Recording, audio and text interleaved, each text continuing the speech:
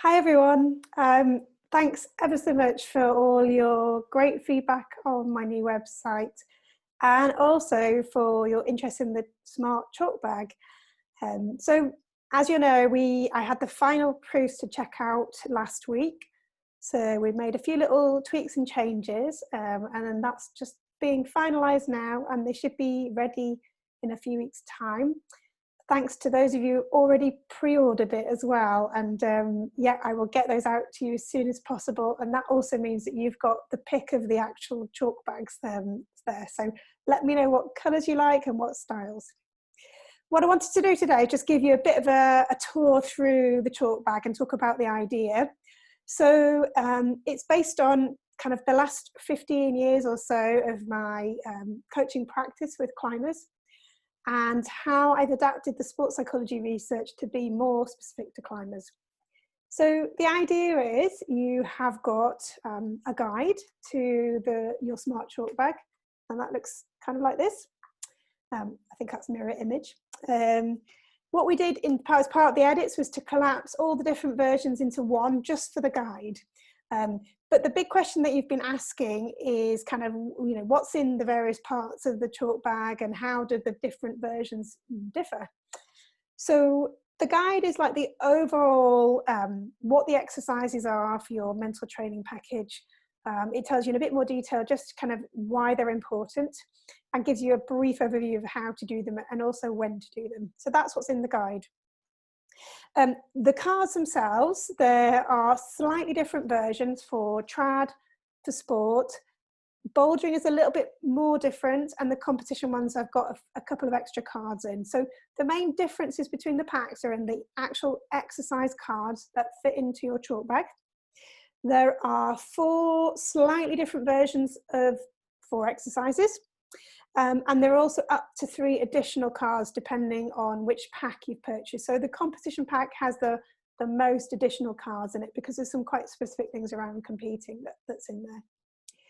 So that's where the main difference lies. So the cards, which kind of look like this, they fit inside your actual chalk bag. And the idea is that every time you're dipping into your chalk for real, you need to get your chalky hands, you're also dipping into your mental training skills.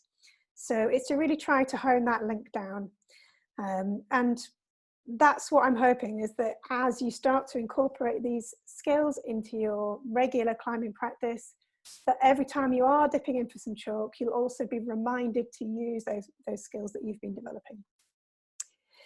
There is also in the pack as well a training journal. Okay, so this is a bit smaller, so designed to be portable, take with you. It's not just a place to record your training. I think that's really important to say. What's in there is trying to figure out what your values are. So there's some guided exercises around that because what we want to do is to help you build some realistic goals. And if you have a good sense of what your life is about and who you are overall, it's easier to make some realistic goals for yourself. So training goals need to be realistic. If you have spent some time identifying what's really important to you, it becomes much easier to make those goals identifiable and specific. How's the training going to fit into your life? That's in there as well. And how do you change your habits really? So how do you start incorporating these new practices, new training into your kind of daily routines and your climbing routine? There's also a key part of that is like making a commitment to yourself about what you're going to do for how often and how long. And then there's also a way of evaluating your progress. And I think that's really important. So we give you some tools in there where you've got kind of spaces to record stuff like this. But you've also got kind of check-ins like this as well that you can measure your progress. And then right at the back of the training journal, we have got somewhere to graph it all up. If you're not keen on doing physical graphs, well, there's also a link to an Excel spreadsheet which will do it all for you. And you'll be able to have a really good clear idea then about, is this working for me or do I need to do something different or focus on something else? So the training journal covers sort of 12 weeks, and that's the length of time we would expect you to use these skills consistently and then to get them really embedded in your practice. So that's part of the pack as well. And then if you're ordering the digital version, obviously all that is just PDF and editable documents that are sent to you.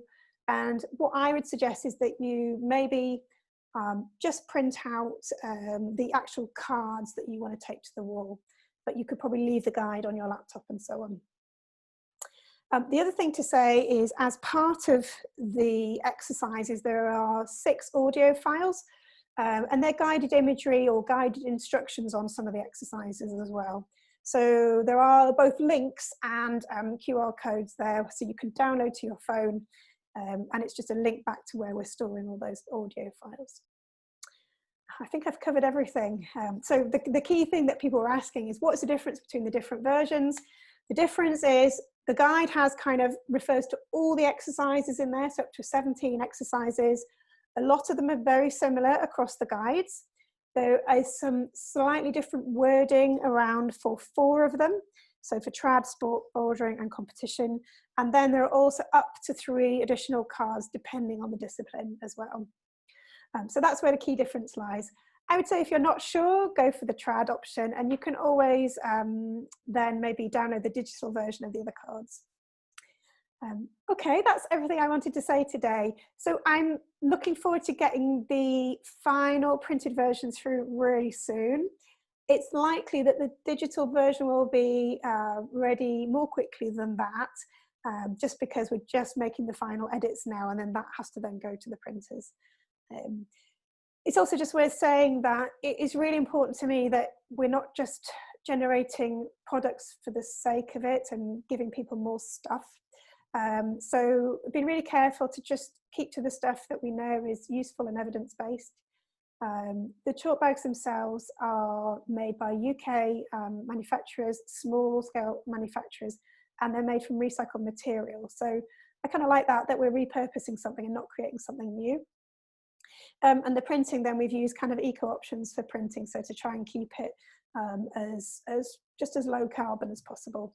And you'll know if you followed my launch yesterday that I've also gone for a low carbon website, so it doesn't take a massive amount of data to go on the website and download, and also that it's hosted entirely by renewable energy. So really chuffed about that.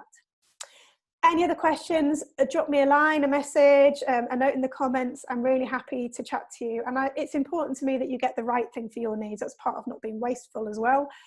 So there's a product decision tree if you want some help there on the website, or just ask. I'm always happy to answer your questions. Thanks very much. And enjoy the chalk bag.